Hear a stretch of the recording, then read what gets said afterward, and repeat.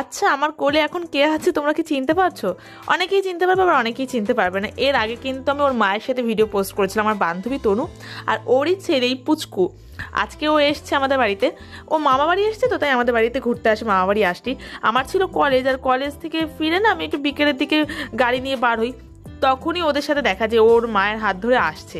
আর তারপর যা হলো সেটা তো তোমরা দেখতেই পাচ্ছ।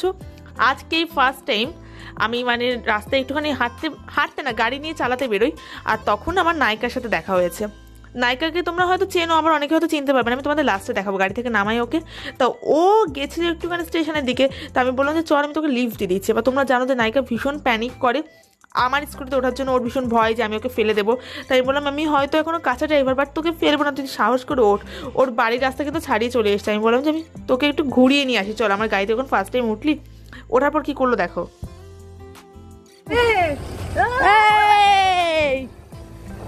হাই পাপা, এ আমার বাড়ি দিয়ে আসছি, আয় আয় আয় তনু। সারাটা রাস্তা তো আমি ঠিকঠাক করে চালিয়ে নিয়ে আসলাম, ও ভয় পাচ্ছিল প্রচুর, কিন্তু যাই হোক ভগবানের আশীর্বাদে আমি পার তো করে দিয়েছি। আর হঠাৎই আসার পথে তনু আর ওই বাবুর সাথে দেখা হলো, ওরা আমাদের বাড়িতে আসছিল। ঠিক এই জায়গাটা আমি গাড়িটা লক করে দিয়েছি, একদম স্টপ করে দিয়েছি। গাইস একটু আগে পড়ে যাচ্ছিলাম, অনেক বাঁচা বাঁচলাম।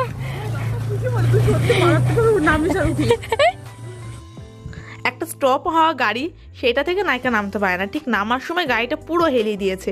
এর আগেও মানে যতবার আমরা যারই বাইকে উঠি না, সবাই নায়িকাকে বলে যে রিয়া তুই তো ঠিক করে ওঠ, ও ঠিক করে ওঠে না জানো তো। আর আমি কি ওটা ক্যারি করতে পারি? একদিকে গাড়ি পুরো হেলে গেছিলো। থ্যাংক গড যে আমার গাড়িটা মাটিতে পড়ে যায়নি।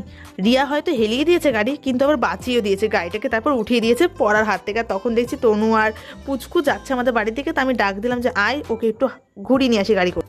আর তোমাদের কি বলবো, এখনকার বাচ্চারা এত পাকা, আমি গাড়িটা লক করে দিচ্ছি, ও গাড়ি আনলক করে ফেলেছে একা একা। ইয়েস করো, আবার হাই করো, বলো হাই, বলো হাই নায়িকা মাসি। ও তো সেদিন রিয়াদের একটা ব্লগে বলছে গাইস আমি নায়িকা, আমার কাছে অনেক বড় কথা। আমার হলো কি আর কতটুকুই বা জীবন দেখেছি আমি।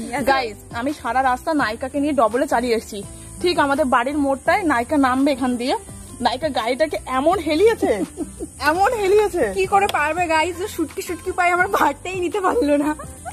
গাইস নায়িকাতে কিভাবে ওঠে, তুমি একটু হাই করো। ওইটা কি সুন্দর হাই করছে না। গাইস এই যে আমার বাড়ি, আর এই হলাম আমি, আর এই হলো আমার ড্রাইভার, যে কিনা সুস্থ সবল ভাবে আমাকে বাড়ি অব্দি পৌঁছে দিয়েছে। নায়িকা যে গাইস আমার গাড়িতে উঠবে আমি কোনোদিনও ভাবতে পারিনি। না, সবচেয়ে ভয় আমারও ভালো লেগেছে। আর আগের বার যেটা আমরা বলা বলি করছিলাম, ওটা আচমকা হয়ে গেছে, ও জানতাম পেছন থেকে নামবো, আর আমিও মানে আচমকা না ওরকম হয় তো, এটা যদি আমি হতাম আমারও হতো। তো যাই হোক আমার উঠে খুবই ভালো লাগলো। এবার থেকে আশা রাখবো আমায় একটু এদিক ওদিক ঘুরতে নিয়ে যাবে। মজা হয়।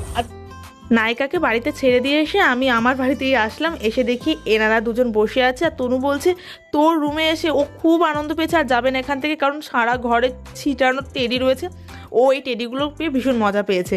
দেখো ছুটকির সাথে কি ভালো করে খেলা করছে। আর আমার না বাচ্চাদের সাথে সময় কাটাতে ভীষণ ভালো লাগে।